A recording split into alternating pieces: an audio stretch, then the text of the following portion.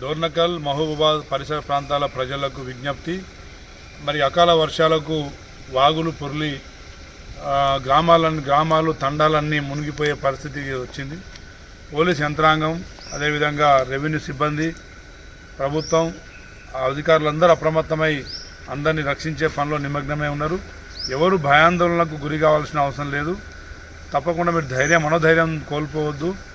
ధైర్యంగా ఉండండి. మీ ప్రాంతాల్లో ఉన్న సమస్యలు ఫోన్ల ద్వారా మీరు ఇంకా తెలియజేయండి. ఇంకా 2 రోజులు వర్షాలు కురిసే పరిస్థితి ఉంది కాబట్టి ఇంకా ప్రమాదం జరగకముందే అప్రమత్తంగా మరి లోతట్టు ప్రాంతాల్లో ఉన్న తండావాసులు కానీ గ్రామవాసులు కానీ దగ్గరలో ఉన్న బంధువుల వారి ఇంటికి చేరుకోవాలని చెప్పేసి విజ్ఞప్తి చేస్తున్నా.